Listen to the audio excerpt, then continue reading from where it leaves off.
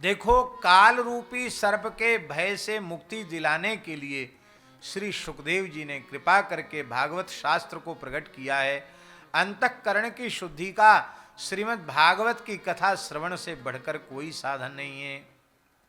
जन्म जन्मांतर में कोई विशेष पुण्य होता है, तब श्रीमद् भागवत श्रवण की इच्छा उत्पन्न होती है, तब भागवत की प्राप्ति होती है। देखो, ये भगवान की कथा देवताओं को भी दुर्लभ है।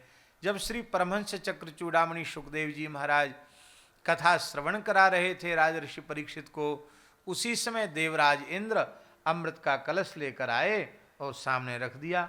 बोले, महाराज, अमृत का पान तो परीक्षित को करा दो और कथा रस हमको प्रदान कर दो। सुखदेव जी महाराज ने परीक्षित की ओर देखा। क्यों देखा? परीक्षित माने, परीक्षित शब्द का अर्थ क्या है? जिसकी परीक्षा हो चुकी हो उसको कहेंगे परीक्षित। संस्कृत में अयम परीक्षिता माने ये परीक्षित है, माने इसकी परीक्षा लिया, ये विश्वास पात्र है। परीक्षित माने विश्वास पात्र, इसकी परीक्षा लिया चुकी है, भरोसे का आदमी है। सुखदेव जी को कोई दान दक्षिणा तो चाहिए नहीं, मोटा लिफाफा तो चाहिए नहीं। वो किसी राजा को कथा क्यों सुनाने लगे? वो टटोल के देखते हैं वो क्या था। सच्ची बात हम बताएं आपको, वो अमृत का कलश परीक्षित के सामने रखा हुआ प्रश्न पत्र था। वो प्रश्न पत्र था, यदि परीक्षित अमृत पीना चाह, अमृत पी करके इस देह को अजर अमर बनाने की इच्छा रखने वाले होते तो सुखदेव जी का आगमन ही नहीं होता। कथा सुनाने की बात तो दूर है।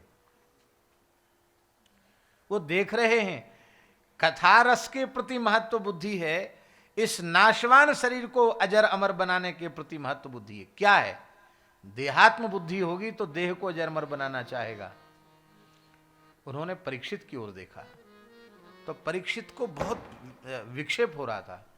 वो सोच रहे थे कि कहीं ऐसा न हो जाए कि सुखदेव जी कहें कि ठीक है परीक्षित, तुम अमृत पी लो, कथा सुन के क्या करोगे, अब तो हम देवलोक जा रहे हैं कथा कहने। ऐसा ना हो जाए। हे भगवान, जल्दी आफत जाए सामने से। हैं, ये दाल भात में मूसर चंद कहाँ से आ गया, ये कथा में ये कलश कहाँ से आ गया, ले जाओ इसको। ऐसा मन था परीक्षित का।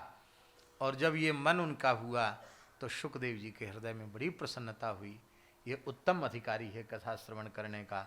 उन्होंने कहा, अभक्तांस्तांश्च विज्ञाय न ददौ स कथामृतम। ये देवता अभक्त हैं, भक्ति शून्य हैं और ये कथा सुनने के अधिकारी नहीं है।